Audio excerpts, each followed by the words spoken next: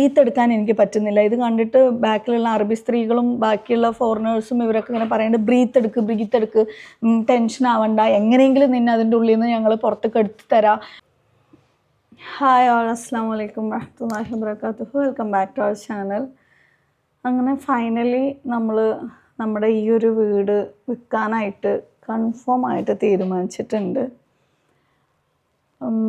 ഇൻഷാ അല്ലാഹ്. അപ്പോൾ ഞാൻ ആക്ച്വലി ഇവിടെ ആയിരുന്നില്ല. ഇവിടുന്ന് കുറച്ച് സാധനങ്ങളൊക്കെ നമ്മൾ ഉംറയ്ക്ക് പോണതിന് മുമ്പ് മാറ്റിയിട്ടുണ്ടായിരുന്നു കേട്ടോ. അപ്പോൾ അതൊക്കെ പറയുന്നതിന് മുമ്പ് വേറെ കുറച്ച് കാര്യങ്ങൾ ഇന്ന് ശരിക്കും ഞാൻ നിങ്ങളുമായിട്ട് ഷെയർ ചെയ്യാൻ വേണ്ടിയിട്ട് വന്ന കാര്യം എന്താണെന്ന് വെച്ചാൽ, നമ്മൾ ഈ മരണത്തിനെ മുഖാമുഖം കാണുക, അല്ലെങ്കിൽ നമ്മൾ മരിച്ചുകൊണ്ടിരിക്കുകയാണെന്ന് നമുക്ക് തന്നെ തോന്നുന്ന ആ ഒരു സംഭവം അപൂർവം ചില ആൾക്കാർ മാത്രം ഫേസ് ചെയ്യുന്നതായിരിക്കും. അങ്ങനെ ഫേസ് ചെയ്യുന്നവരായിരിക്കും അതിന് ശേഷം വന്ന് സംസാരിക്കുന്നതില്ലേ. അങ്ങനെ ഒരു സംഭവം ഇപ്പോൾ ഉംറയ്ക്ക് പോയിട്ട് എനിക്കുണ്ടായി. ഹജറുൽ അസ്വദിൻ്റെ കാര്യം നിങ്ങളായിട്ട് ഷെയർ ചെയ്യണമെങ്കിൽ പറയുമെന്ന് പറഞ്ഞിട്ടുണ്ടായിരുന്നു. അപ്പോൾ നിങ്ങൾ ഒരുപാട് പേര് കമൻറ്റ് ചെയ്തു ഷെയർ ചെയ്യണം എന്ന് പറഞ്ഞിട്ട്. അപ്പോൾ അതുകൊണ്ട് അതൊന്ന് ഷെയർ ചെയ്യാമെന്ന് വിചാരിച്ചു അങ്ങനെ വന്നതാണ് കേട്ടോ. പിന്നെ നമ്മൾ കുറച്ച് ദിവസം ഇപ്പോൾ വീട്ടിലില്ലാത്തതുകൊണ്ട് കുറേ പ്രോഡക്ട്സൊക്കെ ഇങ്ങനെ കൊറിയറൊക്കെ വന്നിട്ടുണ്ടായിരുന്നു. അപ്പോൾ അതൊക്കെ ഒന്ന് കളക്ട് ചെയ്ത് ഒന്ന് സെറ്റാക്കി വെക്കുകയാണ്. പിന്നെന്താ പറഞ്ഞില്ലേ, നമ്മൾ ഈ വീട് വെക്കുകയാണെന്നുള്ളത്. അപ്പോൾ ദേ ഈ റൂമിലത്തെ കട്ടിൽ കാര്യങ്ങൾ എല്ലാം ഇവിടെ നിന്ന് കടത്തിയിട്ടുണ്ട്. പിന്നെ ഞാൻ ഉംറയ്ക്ക് പോയിട്ട് വന്നിട്ടുള്ള നമ്മുടെ ലഗേജസ് ഒക്കെയാണ്. ഇത് ഓപ്പൺ ചെയ്യുന്ന വീഡിയോ എടുത്ത് വെച്ചിട്ടുണ്ട്. ഇൻഷാ അല്ലാഹ് ഇത് കഴിഞ്ഞിട്ട് ഫ്രീ ആവുന്ന പോലെ അപ്ലോഡ് ചെയ്യാം. പിന്നെ ഞാൻ എൻ്റെ അവസാന നിമിഷം വരെ എല്ലാ വഴിയും നോക്കി നമ്മളും നമ്മുടെ മക്കളുമായിട്ട് സമാധാനത്തോടെ ജീവിക്കാനുള്ള എല്ലാ വഴികളും നോക്കി. ചിലതിലൊക്കെ ചില ഭാഗത്ത് നമുക്ക് ചില വീഴ്ചകൾ സംഭവിക്കാം, നമുക്ക് മീൻസ് മറ്റുള്ളവരെ കാരണം. അപ്പം അങ്ങനത്തെ കുറച്ച് പ്രോബ്ലംസൊക്കെ ഉണ്ടായിരുന്നു. അങ്ങനെയുള്ള ഇതിൽ ഇനി ആദ്യത്തെ പോലെ വീണ്ടും ഒരു ലോണ്, പലിശ എൻ്റേതല്ലാത്ത കാരണത്താൽ വീണ്ടും അതിലേക്ക് പെടരുത് എന്ന് വിചാരിച്ചിട്ടാണ് നമ്മൾ ഈ വീട് വെക്കുന്നത്. എനിക്ക് ഭയങ്കര ഇഷ്ടപ്പെട്ട നല്ല അടിപൊളി എല്ലാം കൊണ്ടും സൗകര്യമുള്ള നല്ല വലിപ്പമുള്ള മാഷാ അല്ലാഹ് നല്ലൊരു വീടാണ്. നമ്മൾ വിചാരിച്ചു കഴിഞ്ഞാൽ നമുക്കിത് എടുക്കാനൊക്കെ പറ്റും. പക്ഷേ എനിക്കിനി അത്രയും റിസ്ക് എടുത്ത് ഓടി നടക്കാൻ വയ്യ. നാട്ടുകാരെ വായൊന്നും എനിക്ക് കേൾക്കാൻ വയ്യ. Health wise, mentally, physically, financially complete drain ഔട്ടായിട്ടാണ് ഉള്ളത്. അപ്പോൾ ഇനി കുറച്ച് ദിവസമെങ്കിലും സമാധാനത്തോടെ ജീവിക്കാതെ പറഞ്ഞിട്ടാണ് വീട് വെക്കാനുള്ള ഒരു തീരുമാനം എടുത്തിട്ടുള്ളത്. ഇന്നൊരു പാർട്ടി വരുന്നുണ്ട് കാണാനും വേണ്ടിയിട്ട്. അപ്പോൾ അവിടെ ക്ലീൻ ചെയ്യാനും വേണ്ടിയിട്ട് ഞാനും അമ്മേൻ്റെ വീട്ടിൽ പണിക്ക് വരുന്ന നമ്മുടെ താത്തയും ഹെൽപ്പ് ചെയ്യാൻ വരുന്ന താത്തയും കൂടെ ഇവിടെ വന്നിട്ടുള്ളതാണ് കേട്ടോ. അപ്പോൾ ഓക്കെ, ഞാൻ ബാക്കി വേറെ കുറച്ച് കാര്യങ്ങളും കൂടെ ഡിസ്കസ് ചെയ്യാം. ഇപ്പോൾ ഓണപരീക്ഷയ്ക്കല്ലേ വരുന്നത്. അപ്പോൾ നിങ്ങളുടെ മക്കൾക്ക് നല്ല കുറഞ്ഞ ഫീസിൽ 1-to-1, അതായത് ഒരു കുട്ടിക്ക് ഒരു ടീച്ചർ എന്ന നിലക്ക് നിങ്ങൾ എന്തെങ്കിലും ട്യൂഷനോ കാര്യങ്ങളോ അന്വേഷിക്കുന്നുണ്ട്, ചെറിയ ഫീസ് കൊടുക്കാൻ പറ്റുള്ളൂ, പക്ഷെ നല്ല ട്യൂഷൻ വേണം എന്നുണ്ടെങ്കിൽ ഞാൻ പരിചയപ്പെടുത്തി തരാം കേട്ടോ. ആൽബ ലേണിംഗ് ആണ്, ഒരു ഓൺലൈൻ ട്യൂഷൻ പ്ലാറ്റ്ഫോമാണ്. കഴിഞ്ഞ 7 വർഷമായിട്ട് ഇവർ ഇന്ത്യയിലും വിദേശത്തുമായിട്ടുള്ള ഒരുപാട് കുട്ടികൾക്ക് 1-to-1, ഒരു കുട്ടിക്ക് ഒരു ടീച്ചർ എന്ന നിലക്ക് ഓൺലൈനായിട്ട് ട്യൂഷൻ എടുത്തിട്ട് വരുന്നുണ്ട് കേട്ടോ. ഇവരുടെ ഏറ്റവും വലിയൊരു പ്രത്യേകത എന്ന് വെച്ചാൽ 1 student 1 teacher എന്നുള്ള ഇൻഡിവിജ്വൽ ട്യൂഷനാണ്. ഓരോ കുട്ടിയുടെയും പഠന നിലവാരമൊക്കെ മനസ്സിലാക്കിയിട്ട് വ്യക്തിഗതമായിട്ട് ശ്രദ്ധയാണ് ഇവർ ക്ലാസ്സിൽ കൊടുക്കുന്നത്. ഇപ്പോൾ വന്നിട്ട് ബഡ്ജറ്റ് പാക്കേജിലും കുറഞ്ഞ ഫീസിൽ ഇൻഡിവിജ്വൽ ട്യൂഷൻ പഠിക്കാനുള്ള അവസരമാണ് കേട്ടോ നമുക്ക് കിട്ടുന്നത്. കേരള സിലബസ് വിദ്യാർത്ഥികൾക്കായിട്ട് 10 കുട്ടികൾ വരെ ഉൾപ്പെടുന്ന ഗ്രൂപ്പ് ക്ലാസ്സിലേക്കും അഡ്മിഷൻ ആരംഭിച്ചിട്ടുണ്ട് കേട്ടോ. KG മുതൽ +2 വരെ എല്ലാ സിലബസുകളും സ്റ്റേറ്റ്, CBSE, ICSE ഇങ്ങനെയുള്ള എല്ലാ വിഷയങ്ങളും ഇന്ത്യയിൽ നിന്നും വിദേശ രാജ്യത്തു നിന്നൊക്കെ അഡ്മിഷൻ കൊടുക്കുന്നുണ്ട്. നല്ല പരിചയസമ്പന്നരായിട്ടുള്ള അധ്യാപകരാണ് ക്ലാസ്സൊക്കെ എടുക്കുന്നത് കേട്ടോ. എല്ലാ വിദ്യാർത്ഥികൾക്കും മലയാളം, മാത്സ്, സയൻസ് ഈ വിഷയങ്ങളൊക്കെ സൗജന്യമായിട്ടുള്ള ഫൗണ്ടേഷൻ ക്ലാസ്സസും ഇവർ കൊടുക്കുന്നുണ്ട്. ഗൾഫ് വിദ്യാർത്ഥികൾക്കായിട്ട് പ്രത്യേക പാക്കേജുകളും കൊടുക്കുന്നുണ്ട് കേട്ടോ. അഡ്മിഷൻ നേടാൻ വേണ്ടിയിട്ട് വാട്സാപ്പിൽ കുട്ടിയുടെ പേരും ക്ലാസ്സും അയച്ചിട്ട് സിലു ടോക്ക് എന്ന് മെസ്സേജ് ചെയ്താൽ മതി കേട്ടോ. വാട്സാപ്പ് ലിങ്ക് കമൻറ്റിലും ഡിസ്ക്രിപ്ഷനിലും ഞാൻ കൊടുക്കുന്നുണ്ട്. ഈ ഓഫർ വന്നിട്ട് പരിമിതമായിട്ടുള്ള കാലത്തേക്ക് മാത്രമാണ് ഉള്ളത്.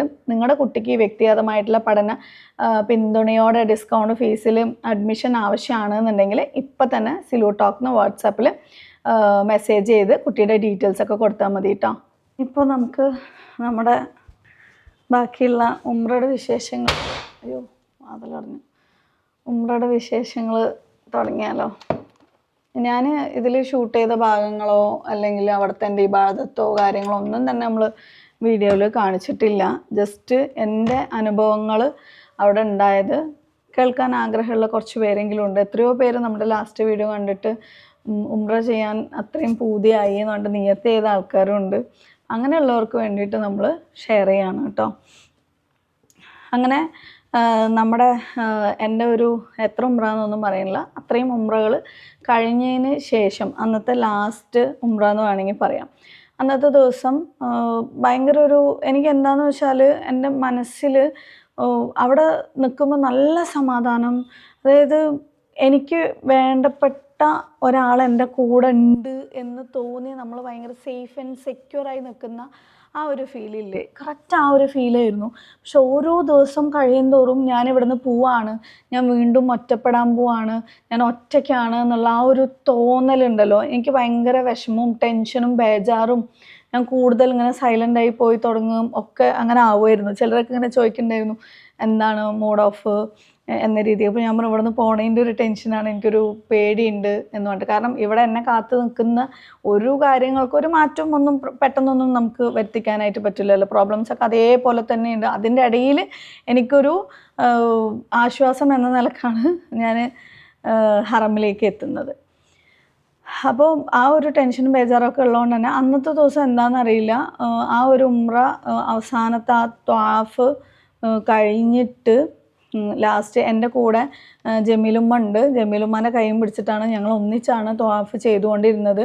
അപ്പോൾ അവസാനം എനിക്ക് തോന്നി ഞാനിങ്ങനെ ഓരോ റൗണ്ട് അടിക്കുമ്പോഴും അത്രയും ദിവസം എനിക്ക് ഹജറുൽ അസ്വദ് തൊടാനോ അല്ലെങ്കിൽ അതിൻ്റെ അടുത്തൊക്കെ പോകാനോ ഒരു അവസരം കിട്ടിയിട്ടുണ്ടായിരുന്നില്ല. ഇതെങ്ങനെയാണെന്ന് വെച്ചാൽ അവിടെ പോയവർക്കേ ഞാൻ ഈ പറയുന്നതിൻ്റെ സീരിയസ്നെസ് മനസ്സിലാവുള്ളൂ. ഈ ഹജറുൽ അസ്വദ് ഉള്ള ആ ഒരു കോർണറിൽ ആ ഭാഗത്തുനിന്ന് ലാസ്റ്റ് ത്വാഫ് ചെയ്യുന്ന ആ ഒരു ഭാഗം വരെ ഇതിൻ്റെ ഒരു പ്രഷർ, അവിടെ ആൾക്കാർ തിക്കും തിരക്കും കൂട്ടുന്നതിൻ്റെ ഒരു പ്രഷർ നമുക്ക് അനുഭവപ്പെടും. ഒന്നാമത്തെ ആ ഒരു ഭാഗം എത്തുമ്പോഴാണ് ആൾക്കാർ പുറത്തേക്ക് കിടക്കുന്നതും, കാരണം അവിടെ നിന്നാണ് ഉംറ ത്വാഫ് തുടങ്ങുന്നതും അവസാനിപ്പിക്കേണ്ടതും. അപ്പോൾ ആൾക്കാരിങ്ങനെ തിങ്ങി കയറുന്ന ഒരു ഭാഗം കൂടിയാണ്, ആൾക്കാർ പുറത്തേക്ക് ഇറങ്ങുന്ന ഒരു ഭാഗം കൂടിയാണ്. അതിൻ്റെ ഒപ്പം തന്നെ ആ ഒരു ഭാഗത്ത് അത്രയും തിക്കും തിരക്കും കൂട്ടി പിടിവലിയും ഒക്കെ കൂട്ടിയിട്ട് നിൽക്കുന്ന ഒരു ഭാഗമാണ്. അപ്പോൾ അതിൻ്റെ അടുത്തേക്ക് പോകാൻ തന്നെ ഭയങ്കര പേടിയുണ്ടാവും. എൻ്റെ ആങ്ങളെ പറയുന്നത് ഹജറുൽ അസ്വദിൻ്റെ ഉള്ളിലേക്ക് തലവെച്ച് കൊടുക്കുന്നതും വാളിലേക്ക് തലവെച്ച് കൊടുക്കുന്നതും ഒന്നാണ്, നമുക്ക് തലയിടാനൊന്നും പറ്റൂല, ജസ്റ്റ് തൊടാൻ കിട്ടിയാൽ തന്നെ ഏറ്റവും വലിയ ഭാഗ്യമാണ്. അപ്പോൾ പല സമയം ആങ്ങള അതിൻ്റെ അടുത്തേക്ക് പോയിട്ട് ഇങ്ങനെ കൈ കാണിച്ച് ആക്ഷൻ കാണിച്ച് ഉമ്മ വയ്ക്കുന്നതായിട്ടേ പറ്റിയിട്ടുള്ളൂ എന്നൊക്കെ പറഞ്ഞു. ഇതൊക്കെ തന്നെ മൈൻഡിലുണ്ട്. അപ്പോൾ എനിക്ക് ഈ പോണതിൻ്റെ തിരിച്ച് നാട്ടിലേക്ക് വരണമല്ലോ പഠിച്ചോനെ, എന്നെ കാത്ത് കുറേ പ്രോബ്ലംസും ഇതൊക്കെയാണല്ലോ ഉള്ളത് എന്ന് ആലോചിച്ചിട്ട് ഭയങ്കര ടെൻഷൻ. അപ്പോൾ ഞാനിങ്ങനെ ഓരോ തവാഫ് കഴിയുമ്പോൾ ഇതിനിങ്ങനെ നോക്കി ഞാൻ കാബ നോക്കിക്കൊണ്ട് തന്നെയാണ് ഈ തവാഫ് എല്ലാം ചെയ്യുന്നത്. അപ്പോൾ ഇങ്ങനെ നോക്കിയിട്ട് ഞാൻ അവസാനം ഒരു മനസ്സിൽ എനിക്ക് നമ്മൾ പലതും ഇങ്ങനെ ചിന്തിക്കുക, അങ്ങനെ എനിക്ക് തോന്നി പടച്ചോൻ എൻ്റെ ഇത്രയും ദിവസത്തെ ദുആ സ്വീകരിച്ചു എന്നുള്ളതിന് എന്തെങ്കിലും ഒരു സൈൻ, ഒരു എന്താ പറയുക, ഒരു സൈൻ എന്ന് പറഞ്ഞാൽ എങ്ങനെ പറയുക, ആ ഒരു സംഭവം എനിക്ക് കാണിച്ചു തരുമോ പഠിച്ചോനെ, എനിക്ക് സമാധാനത്തിലൊന്ന് നാട്ടിലേക്ക് പോകാനും വേണ്ടിയിട്ടാണ്. ഞാൻ ഒറ്റയ്ക്ക് പോവാണ്, ഇനി എനിക്ക് ആരും ഇല്ല, തിരിച്ചവിടെ എത്തിക്കഴിഞ്ഞാൽ എന്നെ ആശ്രയിച്ചുള്ള ഈ മക്കളും കുറേ പ്രോബ്ലംസും പ്രാരാബ്ദങ്ങളും മാത്രമേ ഉള്ളൂ എന്നൊക്കെ പറഞ്ഞിട്ട്. അപ്പോൾ എനിക്ക് പെട്ടെന്ന് തോന്നി ഈ ഹജറുൽ അസ്വദ് ജസ്റ്റ് ഒന്ന് തൊടാൻ സാധിച്ചാൽ അതിൻ്റെ അർത്ഥം പഠിച്ചവൻ്റെ പ്രാർത്ഥനയൊക്കെ സ്വീകരിച്ചു എന്നുള്ളതാണ്. ഇത്രയും കൊല്ലങ്ങൾ ഞാൻ അനുഭവിച്ച പുറത്ത് പറയാൻ പറ്റാത്ത ആ ഒരു വിഷമങ്ങൾക്കൊക്കെ ഉള്ളൊരു മറുപടി അടുത്തന്നെ എനിക്ക് കിട്ടും എന്നുള്ളതാണ് എന്ന് മനസ്സിൽ കരുതി. അതായത് നോക്കിക്ക് എത്ര വലിയ ടാസ്ക്കാണ് ഞാൻ വെക്കുന്നത് എന്നുള്ളത്. എന്നിട്ട് ഞാൻ ജമീലുമ്മാനത്ത് പറഞ്ഞ് നിങ്ങൾ വന്നാൽ നിങ്ങളെ ചമ്മന്തിയാക്കി എക്സ്ക്യൂസ് ചെയ്ത് ഒന്നും ഇല്ലാണ്ടാക്കി കളയും, നിങ്ങൾ ഇടയിൽ വരണ്ട, ഞാനൊന്ന് ട്രൈ ചെയ്ത് നോക്കട്ടെ.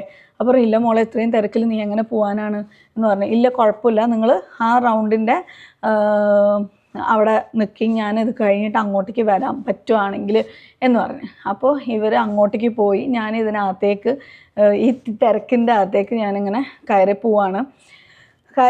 അതിൽ ഇന്നൊരു സംഭവം എന്ന് വെച്ചാൽ സാധാരണ ഞാൻ പോകുമ്പോൾ ബാക്ക് പാക്കാണ് യൂസ് ചെയ്യുന്നത്. ഇതെന്തിനാ സ്റ്റൈലിനാണെന്ന് ആരും വിചാരിക്കരുത് കേട്ടോ. നമ്മുടെ വീഡിയോയിൽ ഒരു ഫോട്ടോൻ്റെ താഴെ ആരോ കമൻറ്റ് ചെയ്തു, എന്നാലും അവൾക്ക് ആ കണ്ണട കയ്യിൽ വെക്കാനൊന്നും അവൾ മറന്നിട്ടില്ല സ്റ്റൈല് എന്ന് വിചാരിച്ചിട്ട്. പക്ഷെ ആക്ച്വലി സ്റ്റൈലല്ല അത്. ഞാൻ ഇട്ട കണ്ണട നിങ്ങളെപ്പോലെയുള്ളവർ എന്തെങ്കിലും പറയുന്ന കണ്ടിട്ട് കയ്യിൽ ഊരി പിടിച്ചതാണ്. അവിടെ കണ്ണ് തുറക്കാൻ പറ്റുമോ? ഞാൻ കുറച്ച് നേരം ഒരു ദിവസം വെള്ളിയാഴ്ച പോയിട്ട് സൺഗ്ലാസ് ഇടാതെ ആ വെയിലിരുന്ന് ഞാൻ ദുആ ചെയ്തതിൻ്റെ ഫലമായിട്ട് എനിക്ക് 2 ദിവസം എൻ്റെ കണ്ണ് ഫുള്ളും പ്രശ്നമായിരുന്നു. ഫുള്ള് പുകഞ്ഞ് നീറി വെള്ളം വരാനൊക്കെ തുടങ്ങി ഭയങ്കര ബുദ്ധിമുട്ടായിരുന്നു. എന്നിട്ട് പിന്നെയാണ് എടുത്തിട്ടത്. അന്ന് എടുത്ത ഫോട്ടോയാണ്. അപ്പോൾ ഈ സൺഗ്ലാസ് എന്ന് പറയുന്നത് ആ ഒരു വെയിലിന് കണ്ണിന് പ്രൊട്ടക്ഷനായിട്ട് നിർബന്ധമാണ്. അപ്പോൾ നിങ്ങൾ അങ്ങനെ തെറ്റിയിരിക്കുക. അപ്പോൾ ബാക്ക് പാക്കിൽ നമ്മുടെ ആവശ്യമുള്ള സാധനങ്ങൾ, ചെരുപ്പ്, പിന്നെ വെള്ളം, ഇതുപോലെയുള്ള സാധനങ്ങളൊക്കെ ഇട്ടിട്ട് എല്ലാവരുടെ കയ്യിലും എന്തെങ്കിലും ഒരു ബാഗ് ഉണ്ടാവും. ബാഗില്ലാതെ പറ്റൂല. കാരണം തിരിച്ച് നമുക്ക് റൂമിലേക്ക് പോകാമെന്ന് പറഞ്ഞു കഴിഞ്ഞാൽ ഭയങ്കര ടാസ്ക്കാണ്. ഈ പള്ളി എന്ന് പറഞ്ഞാൽ അത്ര ചെറിയ പള്ളിയല്ല. എക്സ്പാൻഡ് ചെയ്ത് ഭയങ്കര വലുപ്പത്തിൽ കാബയുടെ ചുറ്റും അത്രയും വലുപ്പത്തിലാണ് ആക്കിയിട്ടുള്ളത്. കിലോമീറ്ററോളം നടന്നാൽ നമുക്ക് തിരിച്ച് റൂമിലേക്ക് എത്താനോ അല്ലെങ്കിൽ ബാത്റൂമിലേക്ക് എത്താനോ ഒക്കെ പറ്റുള്ളൂ. സോ ബാക്ക് പാക്കാണ് സാധാരണ ഇട്ടിട്ട് പോകുന്നത്. പക്ഷെ അന്നത്തെ ദിവസം എന്താണെന്ന് അറിയില്ല, ഞാൻ ഈ സൈഡ് ബാഗ് ഉണ്ടാവുമല്ലോ ഈ ഗ്രൂപ്പിൻ്റെ, അപ്പോൾ ആ ഒരു ബാഗാണ് ഞാൻ ഇട്ടിട്ടുണ്ടായിരുന്നത്. ബാക്ക് പാക്കാണെന്നുണ്ടെങ്കിൽ എനിക്ക് അതിൻ്റെ ഉള്ളിൽ കയറാനും പറ്റില്ല. ഇനി കയറി കഴിഞ്ഞാൽ തിരിച്ച് വരാനും പറ്റില്ല. നമ്മുടെ സാധനങ്ങളൊക്കെ നഷ്ടപ്പെടും.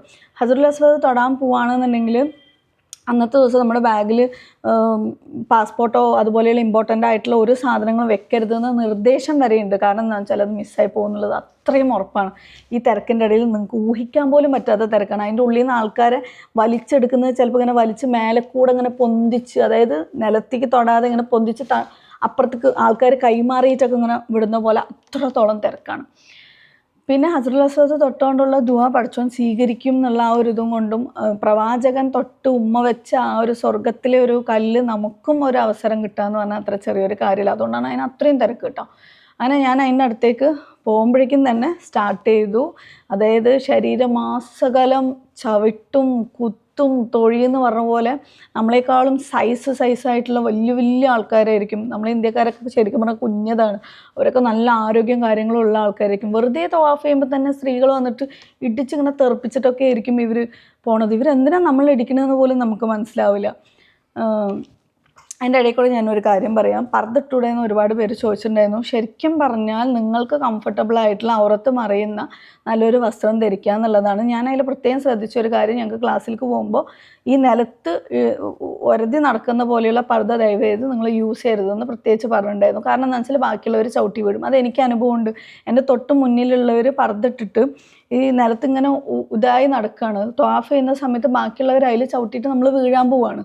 അപ്പോൾ എനിക്ക് പ്രത്യേകിച്ച് എൻ്റെ അത്രയ്ക്കും ഇറക്കമില്ലാത്ത നമുക്ക് ചുരിദാർ പോലെയുള്ള വസ്ത്രങ്ങളാണ് ഞാൻ ചൂസ് ചെയ്തിട്ടുള്ളത്. കാരണം നമുക്ക് നടക്കാനും ബാക്കിയുള്ളവർക്ക് ബുദ്ധിമുട്ടാവാതിരിക്കാനും വേണ്ടിയിട്ട് അതാണ് നല്ലത്. അങ്ങനെ ഞാൻ അതിൻ്റെ ഉള്ളിലേക്ക് മീൻസ് ആ തിരക്കിലേക്ക് ഞാനിങ്ങനെ കയറിപ്പോയി. ഫസ്റ്റ് ഇപ്പുറത്തെ സൈഡായപ്പോൾ എല്ലാവരും പറഞ്ഞു ലേഡീസ് അപ്പുറത്തെ സൈഡ് കൂടെ കയറുന്നതാണ് നല്ലത് എന്ന് പറഞ്ഞ് ഞാൻ ആ സൈഡിലേക്ക് കയറി. ഫുള്ള് ലേഡീസാണ്. ഇതിൻ്റെ ഇടയിൽ കൂടെ കുറേ ഈ ഭാഗങ്ങളിലൊക്കെ ഇടിയും കുത്തും ചവിട്ടും പറഞ്ഞ പോലെ ഒക്കെ കിട്ടാൻ തുടങ്ങി. ചവിട്ടല്ല, കൂടുതലും ഈ കൈൻ്റെ മുട്ട് വെച്ചിട്ടുള്ള കുത്തുകളാണ് നമുക്ക് കിട്ടിയത്. ഇത് കഴിഞ്ഞിട്ട് വരുമ്പോഴേക്കും എൻ്റെ ശരീരത്തിൽ ആസകലം നീല കളർ അങ്ങനെ എന്താ പറയുക ഇടി കിട്ടിയതിൻ്റെ ഇതൊക്കെയായിരുന്നു. അതിൽ ഫസ്റ്റത്തെ ഒരു ഇടി എന്ന് പറയുമ്പം എന്നെ ഏതോ ഒരു അറബി സ്ത്രീയാണ് എന്നെ ശരിക്കും പറഞ്ഞാൽ രക്ഷിച്ചത്. ഒരു വലിയൊരാൾ അയാളുടെ ഈ കൈയില്ലേ, ഈ കൈയും വെച്ചിട്ട്, അതായത് അയാൾക്ക് ഫ്രണ്ടിലേക്ക് കടക്കാൻ വേണ്ടിയിട്ട് ബാക്കിയുള്ളവരെ വലിച്ചും ഇതാക്കിയും ആണ് ഇവർ ഓരോരുത്തരും. ഇൻറ്റൻഷനലി അവർ അങ്ങനെ ചെയ്യുന്നതല്ല, പക്ഷെ അതങ്ങനെ ആയിപ്പോവും ഓരോരുത്തർക്കും ഫ്രണ്ടിലേക്ക് വരാൻ വേണ്ടിയിട്ട്. എൻ്റെ തലൻ്റെ മുകളിലാണ് ഇയാളുടെ ഇത്രയും വലിയ കൈ വെച്ചിട്ട് ഇയാൾ അമർത്തി എന്നിലേക്ക് ആ ബലം കൊടുത്തുകൊണ്ട് ഇയാൾ ഫ്രണ്ടിലേക്ക് കയറാൻ ശ്രമിച്ചു. എൻ്റെ കഴുത്തൊക്കെ അതങ്ങനെ എനിക്ക് ശ്വാസം പോലും വിടാൻ പറ്റാണ്ട് ഒച്ച മാത്രം പുറത്തേക്ക് വരുന്നുള്ളൂ. അപ്പോൾ വേറൊരു സ്ത്രീ ഇത് കണ്ടിട്ട് ഇയാളുടെ കൈമേ അടിച്ച്, അപ്പോഴാണ് അയാൾക്ക് ബോധം വരുന്നത് ഇയാളുടെ കൈ വേറൊരു ജീവൻ്റെ പുറത്താണ് ഉള്ളത് എന്നുള്ളത്. അടിച്ചിട്ട് കൈ മാറ്റിപ്പിച്ചിട്ടാണ് എനിക്ക് തിരിച്ച് കിട്ടിയത്. എന്നിട്ടും എനിക്ക് തോന്നി അതിൽ നിന്ന് ഞാൻ പുറത്തേക്ക് വരാൻ പാടില്ല, എങ്ങനെയെങ്കിലും ജസ്റ്റ് ആ ഒരു ഇത് മാത്രം എനിക്ക് തൊടാൻ കിട്ടിയാൽ മതി എന്നുള്ളൊരു ലക്ഷ്യം മാത്രമാണ് എനിക്കുണ്ടായിരുന്നത്. പക്ഷെ നല്ലോണം വേദനയും പ്രയാസങ്ങളും ഒക്കെ കൊണ്ട് പറ്റുന്നില്ല. പിന്നെ എൻ്റെ ബാഗിലാണ് ഈ പാസ്പോർട്ട് ഉള്ളത്. അത് ഞാൻ എന്താ പറയുക വിടാൻ പറ്റില്ല. കാരണം വിട്ട് കഴിഞ്ഞാൽ അതൊക്കെ പൊട്ടി ചെതറി അതിനകത്ത് പോവും. എൻ്റെ ആങ്ങളിതുപോലെ തൊടാൻ പോയിട്ട് അവൻ്റെ വാച്ച് നഷ്ടപ്പെട്ടു, പിന്നെ ബാഗൊക്കെ പൊട്ടി ചെതറി അങ്ങനെയൊക്കെ പോയി. പക്ഷേ ഈ ബാഗ് എനിക്ക് വിടാൻ പറ്റില്ല. സോ ഈ ബാഗ് ഞാൻ ഈ ഒരു കയ്യിൽ ഹോൾഡ് ചെയ്തു, സൈഡിൽ നിന്ന് ഇങ്ങനെ തൂക്കിയിട്ടിരിക്കുകയാണ്. പക്ഷേ അതിൻ്റെ മെയിൻ ഭാഗം ഞാനിങ്ങനെ ഒരു കൈ ഹോൾഡ് ചെയ്ത് ഈ ഒരു കൈ മാത്രമാണ് പുറത്തേക്ക് എടുത്തിട്ടുള്ളത്. കാരണം എന്താ വെച്ചാൽ ഈ കയ്യിൽ വേണം എനിക്ക് തൊടാനെന്ന് പറഞ്ഞിട്ട് വലത് കൈ. അതിൻ്റെ ഉള്ളിലേക്ക് കയറാൻ ശ്രമിക്കുമ്പോൾ തീരെ പറ്റുന്നില്ല. ഒരുപാട് പേരിങ്ങനെ ബാക്കിലേക്ക് വലിക്കുകയും നമ്മളെ പിടിച്ച് അമർത്തിയും കുത്തിയും പിടിക്കുകയും ചവിട്ടുകയെന്ന് പറഞ്ഞ പോലെ എല്ലാ സംഭവം നടന്നുകൊണ്ടിരിക്കുകയാണ്. ഏകദേശം എത്താറിയ എൻ്റെ കൈ ഞാനിങ്ങനെ നീട്ടുന്ന സമയത്ത് എനിക്ക് അതിലേക്ക് തൊടാൻ പറ്റുന്നില്ല. അടുത്തെത്തി എന്നുള്ളത് മനസ്സിലായി. പിന്നെയും ഒരുപാട് പ്രാർത്ഥിച്ചിട്ടുണ്ട്. അപ്പോൾ ഇത്രയും അടുത്തെത്തിയിട്ട് എനിക്ക് തൊടാതിരിക്കാനുള്ള ഒരു അവസരം ഉണ്ടാവരുത്. ഞാൻ അത്രത്തോളം ജീവിതത്തിൽ പ്രയാസപ്പെട്ടിട്ടുണ്ട്. അതിന് വേണ്ടിയിട്ടെങ്കിലും എനിക്ക് ഇതൊന്ന് തൊടാനുള്ള ഒരു അവസരം തരണേ പഠിച്ചോനെ എന്നിങ്ങനെ പ്രാർത്ഥിച്ച് ഞാൻ എങ്ങനെയൊക്കെ ആഞ്ഞു വലിച്ച് എൻ്റെ മുന്നിൽ 2 പേരാണുള്ളത്. ഈ 2 പേര് മാറിക്കഴിഞ്ഞാലും നമുക്ക് പറ്റുള്ളൂ. പക്ഷേ അപ്പുറത്തുനിന്നും ഇപ്പുറത്തുനിന്നും ഫുള്ളായിട്ട് ഈ ഒരു ഗ്യാപ്പിലേക്ക് കയറാൻ വേണ്ടിയിട്ട് ഒരുപാട് പേര് നിൽക്കണമുണ്ട്. എങ്ങനെയൊക്കെയോ അൽഹംദുലില്ലാ ഞാൻ ഹജറുൽ അസ്വദിൻ്റെ ചെറിയൊരു ഭാഗം സ്റ്റീൽ കൊണ്ട് കവർ ചെയ്തതിൻ്റെ തൊട്ട് ഉള്ളിൽ കുറച്ചൊരു ഭാഗം എന്നെക്കൊണ്ട് ടച്ച് ചെയ്യാൻ പറ്റി. എനിക്ക് ഭയങ്കര സന്തോഷം തോന്നി. അൽഹംദുലില്ലാ എനിക്ക് അതെങ്കിലും ഒന്ന് ടച്ച് ചെയ്യാൻ പറ്റിയല്ലോ. പഠിച്ചോൻ എൻ്റെ ദുആ സ്വീകരിച്ചിട്ടുണ്ട്. ഇനി അങ്ങോട്ടെങ്കിലും ഒരു സന്തോഷമൊന്നും ഞാൻ പറയില്ല. സമാധാനം ഉണ്ടെങ്കിൽ നമുക്ക് സന്തോഷം പലതിലും കണ്ടെത്താൻ പറ്റും. അപ്പോൾ അങ്ങനെ ഒരു ലൈഫ് എനിക്ക് കിട്ടുമായിരിക്കും. എൻ്റെ മക്കളും ഞാൻ സമാധാനത്തോടെ മുന്നോട്ട് പോകായിരിക്കും. ഈ പറയുന്ന സാമ്പത്തിക പ്രതിസന്ധികളൊക്കെ മാറും എന്ന് വിചാരിച്ച് ഇനി എനിക്ക് അതിന് പുറത്തേക്ക് വന്നാൽ മതി, എനിക്ക് അത്ര മതി, എനിക്ക് ആക്രാന്തമൊന്നുമില്ല എന്ന് വിചാരിച്ച് ഞാൻ ഇങ്ങനെ നിൽക്കുകയാണ്. എന്ത് മിറാക്കിളാണ് സംഭവിച്ചതെന്നറിയില്ല. നിങ്ങൾ എത്ര പേര് ഇത് വിശ്വസിക്കും എന്നുള്ളത് എനിക്കറിയില്ല. എൻ്റെ മുന്നിൽ 2 പേരാണ് ഉണ്ടായിരുന്നതെന്ന് ഞാൻ പറഞ്ഞില്ലേ. എനിക്ക് പക്ഷേ പുറത്തേക്ക് കടക്കാൻ പറ്റുന്നില്ല. എനിക്ക് അതിൻ്റെ ഉള്ളിൽ നിന്നൊന്ന് പുറത്തേക്ക് വന്നാൽ മതി. പിന്നെ നമുക്ക് അനങ്ങാൻ പറ്റില്ല. അതിൻ്റെ ഉള്ളിൽ അത്രയ്ക്കും കൺജസ്റ്റഡ് ആയിട്ടാണ്, അത്രയ്ക്കും തിക്കും തിരക്കാണുള്ളത്. ആരെങ്കിലും എന്നെ ഒന്ന് രക്ഷപ്പെടുത്തി എനിക്ക് പുറത്തേക്ക് വന്നാൽ മതി എന്ന് വിചാരിച്ച് നിൽക്കുന്ന സമയത്ത് ഇതിൻ്റെ ഇടയിൽ ഒരുപാട് അടിയും കുത്തും എനിക്ക് കിട്ടിയിട്ടോ. ഞാൻ കരയണമുണ്ട്. പിന്നെ എൻ്റെ ഹിജാബെല്ലാം പോയി. ഈ ഹിജാബ് ഊരി എൻ്റെ മുടികളൊക്കെ പുറത്തേക്ക് വന്നു. ഈ ഒരു അവസ്ഥയിൽ എനിക്ക് പുറത്തേക്ക് രക്ഷപ്പെട്ട് കിട്ടിയാൽ മതി എന്ന് വിചാരിച്ച് നിൽക്കുന്ന സമയത്ത് ഹിജാബ് അപ്പോഴല്ല ഊരി തോന്നുന്നു, അതിന് ശേഷമാണ് പെട്ടെന്ന് ഒരൊറ്റ ട്വിസ്റ്റ് സംഭവിക്കുന്നു. ഞാനിങ്ങനെ നോക്കുമ്പോഴേക്കും എൻ്റെ കണ്ണിൻ്റെ മുന്നിൽ വേറെ ആരുമില്ല. ഹജറുൽ അസ്വദിൻ്റെ ആ ഒരു സ്റ്റീലിൽ പൊതിഞ്ഞ ആ ഒരു സാധനവും ഞാനും മാത്രം. ഞാൻ പുറത്ത് കിടന്നാൽ മതി എന്ന് വിചാരിച്ച ആ ഒരു സമയത്ത് പടച്ചോൻ എൻ്റെ മുന്നിലേക്ക് അതിനെ മാത്രമായിട്ട് എനിക്കൊരു അവസരം തന്നിരിക്കുക. പിന്നെ എനിക്ക് എന്ത് പ്രാർത്ഥിക്കണം എന്നൊന്നും തോന്നിയില്ല. വല്ലാഹി എനിക്ക് എന്താ ചെയ്യേണ്ടത് എന്ന് പോലും അറിഞ്ഞില്ല. കാരണം ആ നിമിഷം എന്നെ പടച്ചോൻ അതിലേക്ക് സെലക്ട് ചെയ്തു. എൻ്റെ ദുആ സ്വീകരിച്ചിട്ടുണ്ട്, എൻ്റെ കരച്ചിൽ കണ്ടിട്ടുണ്ട് എന്ന് മനസ്സിലാക്കിയ ആ ഒരു നിമിഷം ഭയങ്കര കരച്ചിൽ. അതായത് എൻ്റെ സൗണ്ടൊക്കെ പുറത്തേക്ക് വന്നിട്ടാണ്. ചെറുത് നമ്മളിങ്ങനെ തേങ്ങി കരയണ ഒന്നല്ല, ഒച്ചട്ടിട്ടാണ് എൻ്റെ കരച്ചിലൊക്കെ പുറത്തേക്ക് വരുന്നത്. എനിക്ക് എന്ത് ചെയ്യണമെന്ന് അറിയില്ല. ഞാനിങ്ങനെ ഉള്ളിലിങ്ങനെ കൈ ഫുള്ളായിട്ട് ഇങ്ങനെ തടവാണ്, ഇങ്ങനെ ഉമ്മ വയ്ക്കുകയാണ്. പക്ഷേ എനിക്ക് അത്രയും ടൈമും കിട്ടുന്നു. ഞാൻ പെട്ടെന്നാണ് ഇത് നമ്മുടെ തല ഉള്ളിലേക്ക് ഇട്ട് ഉമ്മ വയ്ക്കാനുള്ള അവസരമാണ് പഠിച്ചോൻ തന്നതെന്നുള്ളത് ഓർമ്മ വന്ന് ഞാൻ അതിൻ്റെ ഉള്ളിലേക്ക് തല ഉള്ളിൽ വെച്ച് ഒരു ഉമ്മയല്ല, 1 അല്ല 2 അല്ല 3 അല്ല, ഒരു 10-15 പ്രാവശ്യം ഉമ്മ വയ്ക്കാനുള്ള അവസരം അതിൻ്റെ എല്ലാ ഭാഗത്തും. അതിന് ശേഷമാണ് ഞാനൊരു കാര്യം മനസ്സിലാക്കുന്നത് കേട്ടോ. അതിലും എനിക്ക് അത്ഭുതം തോന്നി. ആ ഹജറുൽ അസ്വദിൻ്റെ മൊത്തത്തിൽ കുറേ ഭാഗത്ത് ഉമ്മ വെക്കാനും ഞാൻ ലിറ്ററലി ഫുള്ളി തേങ്ങി ഇങ്ങനെ കരയാണ്. എനിക്ക് പഠിച്ചോനെ എനിക്ക് ഇതിനുള്ളൊരു അവസരം തന്നല്ലോ എന്ന്. പുറത്ത് യുദ്ധം നടക്കണ പോലെയാണ് ഈ സംഭവം നടക്കുന്നത്. കുറേ ആൾക്കാർ തുക്കും തിരക്കും പിടിക്കും. പക്ഷെ ആ ഒരു സമയത്ത് എനിക്ക് സത്യം പറഞ്ഞാൽ എന്നെ ആരും ഡിസ്റ്റർബ് ചെയ്യാനും പോലും ആരും ഇല്ലാത്ത പോലെയാണ് എനിക്ക് ഫീൽ ചെയ്തത്. ഇനി മറ്റുള്ളവർ എന്നെ തള്ളുന്നതും പിടിക്കുന്നതൊന്നും എനിക്ക് മനസ്സിലാവാത്തതാണോ അല്ല എനിക്ക് അത്രയും സമയം പഠിച്ചോൻ തന്നതാണോ എന്നൊന്നും അറിയില്ല. ഇപ്പുറത്ത് ആരും എന്നെ ബുദ്ധിമുട്ടിക്കാനില്ല, ബാക്കിൽ ആരുമില്ല, ഇപ്പുറത്ത് ആരുമില്ല. എന്നിട്ട് ഞാനിട്ട ഷോളൊക്കെ ഞാൻ അതിൻ്റെ ഉള്ളിൽ ഇങ്ങനെ ആക്കാനുള്ള അവസരം, ഉമ്മ വയ്ക്കാനുള്ള അവസരം, എൻ്റെ തല ഫുള്ളായിട്ട് അതിൽ കിടാനുള്ള അവസരം, മണക്കാനുള്ള ആ ഒരു അവസരം, ഇതെല്ലാം എനിക്ക് അത്രയും സമയം എനിക്ക് കിട്ടി. ഇതൊക്കെ നിങ്ങൾ വിചാരിക്കുക 5-10 മിനിറ്റ് ഒന്നല്ല കേട്ടോ. ആ ഫ്രാക്ഷൻ ഓഫ് സെക്കൻഡ്സ്, അതായത് ഒരു 15-20 സെക്കൻഡെങ്കിലും എനിക്ക് കിട്ടിയിട്ടുണ്ടാകും. ഒരൊറ്റ സെക്കൻഡ് മാത്രം നമുക്ക് ഉമ്മ വയ്ക്കാൻ കിട്ടുന്ന ആ ഒരു അവസരത്തിലാണ് എനിക്ക് ഈ ഒരു ടൈം അവിടെ കിട്ടിയത്. എനിക്കത് ഭയങ്കര ഒരു അത്ഭുതമായിരുന്നു. എന്നിട്ട് ഞാൻ അവിടെ നിന്ന് ജസ്റ്റ് ഒന്ന് മാറി. അതായത് ഇനിയും എന്നെപ്പോലെ കാത്തു നിൽക്കുന്ന കുറേ പേരുണ്ട്, അവർക്ക് ആ ഒരു അവസരം കിട്ടണം, ഞാൻ അവിടെ അത്ര നേരം സ്പെൻഡ് ചെയ്യാൻ പാടില്ല എന്ന് തോന്നി ഞാനാണ് അവിടുന്ന് ഒന്ന് ഇങ്ങോട്ട് മാറുന്നത്. അതുവരെയും എനിക്ക് ദേഹോപദ്രവം ഉണ്ടായതായിട്ടോ ഒന്നും എനിക്ക് തോന്നിയില്ല. അതായത് ഹജറുൽ അസ്വദും ഞാനും മാത്രമുള്ള ആ ഒരു ടൈമിൽ കേട്ടോ. എന്നിട്ട് അവിടെ നിന്ന് ഇങ്ങനെ മാറാൻ ഒരുപാട് സ്ഥലമൊന്നുമില്ല. ഇതിൻ്റെ തൊട്ടപ്പുറത്ത് ഒരു ചതുരത്തിലൊരു സംഭവം കെട്ടിവെച്ചാൽ അതിൻ്റെ മുകളിൽ പോലീസ് നിൽക്കുന്നുണ്ട്. ഈ ഹജറുൽ അസ്വദിൻ്റെയും ഈ പോലീസ് നിൽക്കുന്നതിൻ്റെയും ഇടയിൽ ഞാൻ ഫോട്ടോ വേണമെങ്കിൽ ചെറിയൊരു ഗ്യാപ്പൊന്നുമില്ല, അതിലേക്ക് ഞാൻ പെട്ടു. പിന്നെ എനിക്ക് അതിൻ്റെ ഉള്ളിൽ നിന്ന് പുറത്തേക്ക് വരാൻ കഴിയില്ല. എൻ്റെ ഉള്ളിൽ ഫുള്ളും സന്തോഷം എന്താണെന്ന് വെച്ചാൽ എനിക്കിത് കിട്ടി എന്നുള്ളത്. ഈ സമയമാകുമ്പോഴാണ് എൻ്റെ ഹിജാബൊന്നും ഇല്ല, ഫുള്ളായിട്ട് ഊരിപ്പോയി. ഈ പറഞ്ഞ പോലെ ഗ്ലാസും കാര്യങ്ങളൊക്കെ ഇങ്ങനെ എങ്ങനെയൊക്കെയോ ഇങ്ങനെ നിൽക്കുന്നുണ്ട്. പക്ഷേ ഇനി അടുത്തത് അതിൻ്റെ ഉള്ളിൽ നിന്ന് പുറത്തേക്ക് കടക്കുക എന്നുള്ളതാണ്. അപ്പം ഞാൻ വിചാരിച്ചു എനിക്ക് ഇനി അടുത്ത ഉമ്മ വെക്കാൻ വരുന്ന ആൾക്കാരും ഹജറുൽ അസ്വദിനെ തൊടാൻ അതിൽ തിക്കിത്തിരക്ക് കൂട്ടുന്നവരൊക്കെ ഈ മുട്ടും കൈ വെച്ചിട്ടുള്ള ഇടികൾ നന്നായിട്ട് എൻ്റെ ഈ ഷോൾഡറിൻ്റെ ഭാഗത്തും ഈ മുതുകിൻ്റെ ഭാഗത്തും കൈൻ്റെ ഭാഗത്തും കൊണ്ടുകൊണ്ടേയിരിക്കുകയാണ്. ഞാൻ കരയുന്നുണ്ട് വേദന കൊണ്ട്. അപ്പോൾ ശ്വാസം കിട്ടുന്നില്ല, കാരണം എല്ലാവരും തിക്കി തിരക്കി നമ്മളങ്ങനെ ജാമായി പോവും. ബ്രീത്ത് എടുക്കാൻ എനിക്ക് പറ്റുന്നില്ല. ഇത് കണ്ടിട്ട് ബാക്കിലുള്ള അറബി സ്ത്രീകളും ബാക്കിയുള്ള ഫോറിനേഴ്സും ഇവരൊക്കെ ഇങ്ങനെ പറയുന്നുണ്ട്, ബ്രീത്ത് എടുക്ക്, ടെൻഷൻ ആവണ്ട, എങ്ങനെയെങ്കിലും നിന്നെ അതിൻ്റെ ഉള്ളിൽ നിന്ന് ഞങ്ങൾ പുറത്തേക്ക് എടുത്ത് തരാം, ബേജാറാവണ്ട. അവരവരുടെ ഭാഷയിലാണ് പറയുന്നത്, പക്ഷെ നമുക്കത് മനസ്സിലാക്കാനായിട്ട് പറ്റും. ചിലർ ഹിന്ദിയിൽ പറയുന്നുണ്ട്, ചിലർ അറബിയിൽ പറയുന്നുണ്ട്, ചിലർ അവരുടെ വേറെ ഏതൊക്കെയോ ലാംഗ്വേജിൽ ഇങ്ങനെ പറഞ്ഞുകൊണ്ടിരിക്കുന്നുണ്ട്. ആരൊക്കെ എൻ്റെ തട്ടം എനിക്ക് ഇട്ട് തരാനായിട്ട് ശ്രമിക്കുന്നുണ്ട്, കാരണം എൻ്റെ മുടിയെല്ലാം പുറത്ത് കാണും. എൻ്റെ ഫേസിൻ്റെ കളറും ചുണ്ടിൻ്റെ കളറും മൊത്തത്തിൽ മാറിയിട്ടുണ്ട്.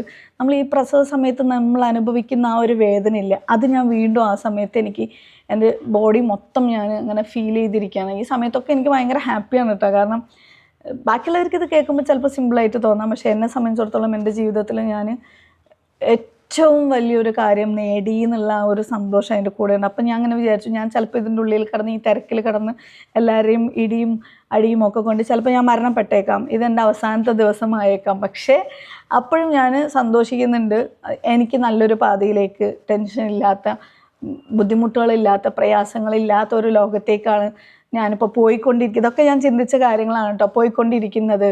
എനിക്ക് ശ്വാസം ഒന്നും എടുക്കാൻ കിട്ടുന്നുണ്ടായിരുന്നില്ല പോയിക്കൊണ്ടിരിക്കുന്നത് എന്നുള്ളത്. പക്ഷെ അതിൻ്റെ ഇടയിൽ കൂടെ എൻ്റെ മക്കളെ എനിക്ക് ഓർമ്മ വന്നു. 5 മക്കളാണ്. അവർക്ക് ഈ ഭൂമിയിൽ ഞാനല്ലാതെ അവരെ അത്രയും സേഫ് ആൻഡ് സെക്യൂറായിട്ട് നോക്കാൻ ഒരു മനുഷ്യൻ ഈ ഭൂമിയിലില്ല. അവരെ വേണ്ടാന്ന് പറഞ്ഞ ആൾക്കാർ വരെയുണ്ട്.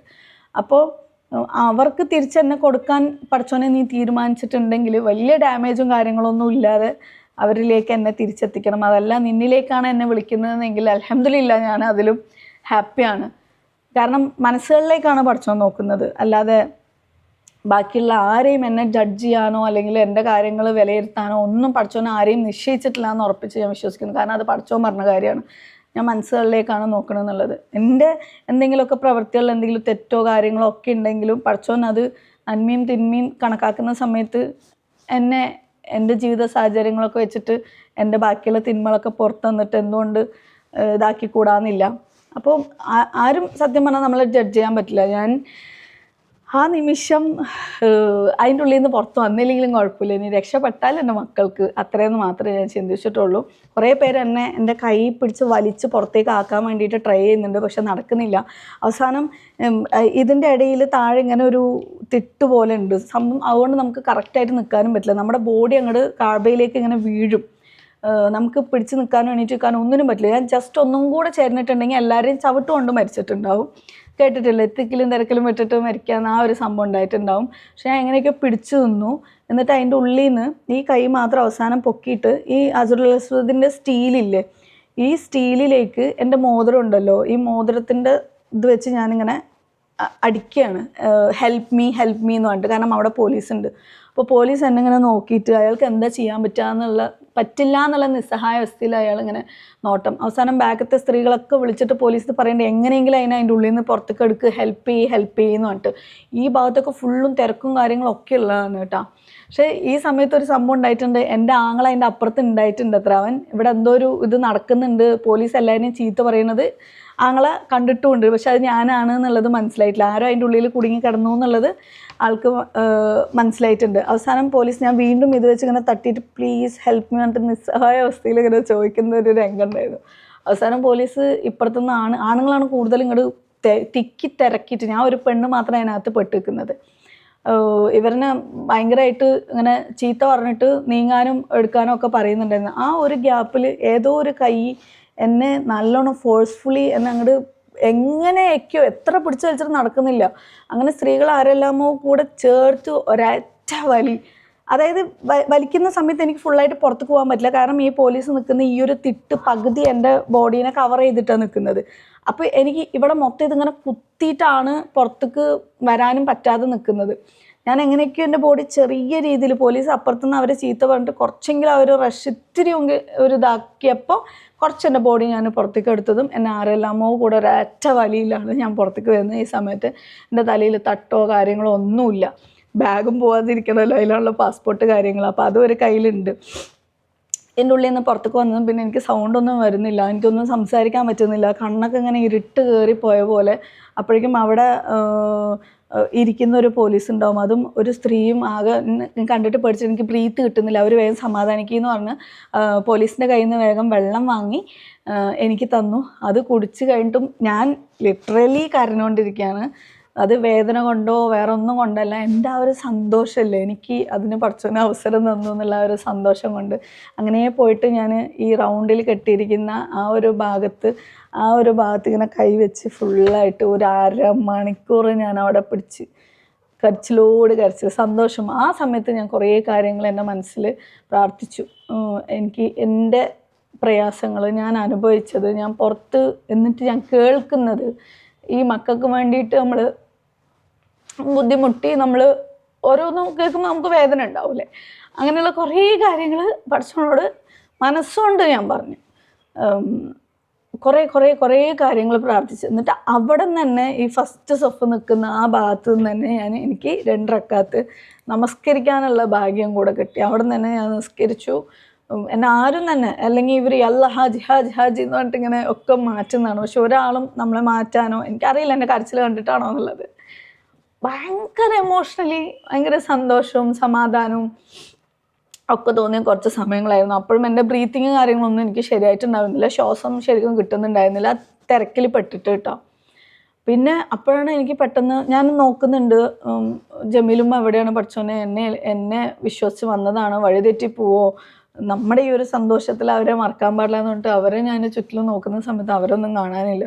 പിന്നെ ആ ഭാഗത്തൊക്കെ നോക്കുന്ന സമയത്ത് ഞാൻ ഇടയിൽ കൂടെ ഈ ഫസ്റ്റ് ഈ ഒരു സന്തോഷം ഹജറുൽ അസ്വദ് എനിക്ക് തൊടാൻ കിട്ടി എന്നുള്ള ഒരു സന്തോഷം എനിക്ക് എൻ്റെ അമ്മാനെ അറിയിക്കണം എന്നുണ്ടായിരുന്നു. ഞാൻ വേഗം വാട്സപ്പ് ഓപ്പൺ ചെയ്തിട്ട് അമ്മക്ക് അയച്ചൊരു വോയിസ് ഉണ്ട്. എനിക്ക് സംസാരിക്കാൻ പോലും അപ്പോൾ പറ്റുന്നുണ്ടായിരുന്നില്ല കേട്ടോ. ആ വോയിസ് കേട്ടാൽ നിങ്ങൾക്ക് ശരിക്കും മനസ്സിലാവും ഞാൻ അതിനകത്ത് കടന്ന് എങ്ങനെയാണ് ബുദ്ധിമുട്ടിയിട്ടുള്ളത് എന്നുള്ളത്. സംസാരം ഒന്നും വരുന്നുണ്ടായിരുന്നില്ല, എവിടെയെന്നറിയില്ല, ഇവിടെ. അങ്ങനെ അതിന്ന് ഞാൻ പുറത്തേക്ക് വന്നിട്ട് എന്ത് ചെയ്തു എന്ന് വെച്ചാൽ നേരെ ജമീലുമ്മ എവിടെയെന്ന് പറഞ്ഞിട്ട് ജമീലുമ്മാനെ നോക്കാൻ വേണ്ടിയിട്ട് കുറേ തപ്പി നടന്നു. അപ്പോൾ ആളെ കിട്ടിയില്ല. പിന്നെ ജമീലുമ്മാൻ്റെ മോളെ വിളിച്ചിട്ട് ഞാനിങ്ങനെ ഉമ്മാനെ മിസ്സായിട്ടുണ്ട്, എനിക്ക് ഉമ്മാൻ്റെ നമ്പർ ഒന്ന് തരണം എന്ന് പറഞ്ഞ് ഉമ്മാനെ കോണ്ടാക്ട് ചെയ്ത്, അമ്മൻ്റെ നമ്പർ വോയിസ് ഇപ്പോൾ കിട്ടണില്ല, നോക്കാം. അവരെ വിളിച്ച് നോക്കുമ്പോൾ ജമീലുമ്മ ഗ്രൂപ്പിൻ്റെ കൂടെ എത്തിയിട്ടുണ്ട്, ഞാൻ മാത്രമാണ് അവിടെ എന്നുള്ളത് മനസ്സിലായി. പിന്നെ എനിക്ക് നടക്കാനൊന്നും ശരിക്കും പറ്റുന്നുണ്ടായിരുന്നില്ല. ഞാൻ വേഗം കുറച്ച് സംസം കുടിച്ചിട്ട് ഇവരെല്ലാവരും ഉള്ള സഴിയാണ് അടുത്തത്. അപ്പോൾ സഴി ചെയ്യാൻ വേണ്ടിയിട്ട് അവരെല്ലാവരും അവിടെ കൂടി നിൽക്കുകയാണ്. ഞാൻ അവിടേക്ക് ഓടി. ഞാനിങ്ങനെ ഓടിപ്പോകുമ്പോൾ ഫസ്റ്റ് എനിക്ക് എൻ്റെ ആരെങ്കിലും അവിടെ ഉണ്ടാവണം, എനിക്ക് അവരെ അങ്ങോട്ട് കെട്ടിപ്പിടിച്ച് എൻ്റെ ഇത് പറയണമെന്നുണ്ടായിരുന്നു. നോക്കിയത് എൻ്റെ ആങ്ങളുടെ വൈഫാണ് ഉണ്ടായിരുന്നത്, വേഗം ഷഫയാണ് ഉണ്ടായിരുന്നത്. ഷഫാനെ ഓടിപ്പോയി ഞാൻ കെട്ടിപ്പിടിച്ച് അങ്ങോട്ട് കരഞ്ഞിട്ട് എനിക്ക് കിട്ടി, എനിക്ക് തൊടാൻ കിട്ടിയെന്ന് പറഞ്ഞാൽ ഭയങ്കര ഇമോഷണലായിട്ടുള്ള കുറച്ച് സംഭവമായിരുന്നു. പിന്നെ ആങ്ങളെ കെട്ടിപ്പിടിച്ച് എനിക്ക് കിട്ടി പറഞ്ഞപ്പോൾ അവർക്കൊന്നും വിശ്വസിക്കാൻ പറ്റുന്നില്ല, എങ്ങനെ തൊടാനാണോ കിട്ടിയത്, തൊട്ടതാണോ എന്നാണ് ചോദിക്കുന്നത്. അവിടെ തൊട്ടതല്ല, എൻ്റെ ഈ തല ഫുള്ളായിട്ട് എനിക്ക് അതിലേക്കിട്ട് എനിക്ക് ഫുള്ളായിട്ട് തൊടാനും എൻ്റെ ഡ്രസ്സ് കൊണ്ട് തൊടാനും എൻ്റെ മുഖത്ത് തടവാനും എൻ്റെ ശരീരത്ത് തടവാനും ഒക്കെ എനിക്ക് പറ്റി എന്ന് പറഞ്ഞു. ഇത് കഴിഞ്ഞപ്പോഴാണ് ഞാൻ ശരിക്കും അറിയുന്നത്, മദീനയിലേക്ക് പോയ സമയത്താണ് അവിടെയുള്ള അമീർ പറയുന്നത് ഹജറുൽ അസ്വദ് എത്രയോ കൊല്ലം അവിടെ നിന്ന് മോഷ്ടിക്കപ്പെട്ട് വേറെ പുറത്ത് ഏതോ ഒരു രാജ്യത്തായിരുന്നു എന്നും അവിടെ നിന്ന് തിരിച്ചു കൊണ്ടുവന്നതാണെന്നും തിരിച്ചു കൊണ്ടുവരുന്ന സമയത്ത് അതിൽ ചെറിയ 3 കഷ്ണം മാത്രമേ കിട്ടിയിട്ടുള്ളൂ. നമ്മൾ ഈ തൊടുന്നതെല്ലാം ഹജറുൽ അസ്വദ് അല്ല, അതിൽ ചെറിയ 3 കഷ്ണങ്ങൾ മാത്രമേ ഉള്ളൂ എന്നുള്ളത്. അപ്പോഴാണ് ഞാൻ വേറൊരു വീഡിയോ കാണുന്നത്, എന്തോ ഒരു ഈയം പോലെയുള്ള എന്തോ ഒരു സംഭവം കാച്ചി അതിലേക്ക് ഈ 3 കഷ്ണങ്ങൾ വെക്കുന്നതാണ്. അപ്പോൾ ഈ തൊടുന്നതെല്ലാം ചിലപ്പോൾ ഹജറുൽ അസ്വദ് ആയിക്കൊള്ളുന്നില്ല. പക്ഷേ എനിക്ക് അൽഹംദുലില്ലാഹ് കിട്ടിയ ഭാഗ്യം എന്താണെന്ന് വെച്ചാൽ ഞാൻ മൊത്തത്തിൽ എനിക്ക് തൊടാനായിട്ട് പറ്റിയിട്ടുണ്ടായിരുന്നു. എൻ്റെ ഫേസ് ഫുള്ളായിട്ട് ഉള്ളിലേക്ക് ഇടാനും അതിൻ്റെ ഓരോ ഭാഗങ്ങളും വെക്കാനും എനിക്ക് പറ്റിയിട്ടുണ്ടായിരുന്നു. അപ്പോൾ ഏതെങ്കിലും ഒരു ഉമ്മയെങ്കിലും ശരിക്കും ഹജറുൽ അസ്വദിൽ നമുക്ക് ടച്ച് ചെയ്യാൻ പറ്റി എന്നുള്ളത് ഏറ്റവും വലിയൊരു ഭാഗ്യമായിട്ട് ഞാൻ കരുതുന്നു കേട്ടോ. അങ്ങനെ അത് കഴിഞ്ഞ് ഇവരെ കെട്ടിപ്പിടിച്ച് ആ സഴി ചെയ്യുന്ന ഫുള്ളായിട്ടുള്ള ആ ടൈമും ഞാൻ കൈ രണ്ടും ഉയർത്തി എൻ്റെ അതുവരെയുള്ള എല്ലാ പ്രയാസങ്ങളും പഠിച്ചവനോട് പറഞ്ഞുകൊണ്ടേയാണ് ഞാൻ നടക്കുന്നത്. എനിക്ക് അവിടെ നിന്ന് തന്നെ കുറേ ഞാൻ പ്രാർത്ഥിച്ചതിൻ്റെ റിസൾട്ട് എനിക്ക് കിട്ടിയിട്ടുണ്ടായിരുന്നു. അത് പറഞ്ഞാൽ വിശ്വസിക്കൂല. എൻ്റെ മനസ്സിൽ ഏറ്റവും വിഷമമായിട്ട് കിടന്നിരുന്ന ഒരു സംഭവം ഉണ്ടായിരുന്നു. ആ ഒരു യാത്രയിൽ എനിക്ക് എൻ്റെ കൂടപ്പിറപ്പിനെയും വൈഫിനെയും ഒക്കെ തിരിച്ച് കിട്ടിയ ഒരു ഫീലും എനിക്കും ആരെങ്കിലുമൊക്കെ ഉണ്ട് എന്നുള്ള ഒരു ഫീലും അവർക്ക് എന്നെ മനസ്സിലാക്കാനും എനിക്ക് അവരെ മനസ്സിലാക്കാനുള്ള ഒരു അവസരം കാര്യങ്ങളും അങ്ങനെ ഒരുപാട് കാര്യങ്ങളും മിറാക്കിൾ പോലെ അവിടെ നിന്ന് സംഭവിച്ചിട്ടുണ്ടായിരുന്നു. ഉള്ളിൽ കിടന്ന് നീറിക്കൊണ്ടിരിക്കുന്ന കുറേ കാര്യങ്ങൾക്കുള്ള ഉത്തരങ്ങൾ എനിക്ക് ആ ഒരു ഇതിൽ കിട്ടി. അത് കഴിഞ്ഞ് നമ്മൾ മുടിയും മുറിച്ച് റൂമിലേക്ക് എത്തി. എനിക്കെന്തോ എൻ്റെ ലൈഫിൽ ഞാൻ കംപ്ലീറ്റ് ആയി എന്ന് തോന്നിയ ഒരു സമയമായിരുന്നു. നിങ്ങൾ പറഞ്ഞാൽ വിശ്വസിക്കൂല. അത് കഴിഞ്ഞ് അതായത് അവിടുത്തെ എൻ്റെ ഒരു ദൗത്യം കഴിഞ്ഞു എന്നുള്ള പോലെ എനിക്ക് റൂമിലെത്തിയതിന് ശേഷം പീരിയഡ്സ് ആയി. ഞാൻ വിചാരിച്ചു അതിന് മുമ്പാവോ അല്ലെങ്കിൽ അതിന് ശേഷമാവോ റൗളിലേക്ക് എനിക്ക് പോകാൻ പറ്റില്ല, ഇങ്ങനെ കുറേ ഡൗട്ട്സ് ഒക്കെ ഉണ്ടായിരുന്നത്. പക്ഷെ എല്ലാം കാൽക്കുലേറ്റ് ചെയ്ത് പഠിച്ചോന്ന് എനിക്കെല്ലാം എത്തിച്ച് തന്ന പോലെയുള്ള ദിവസങ്ങളായിരുന്നു അവിടെ.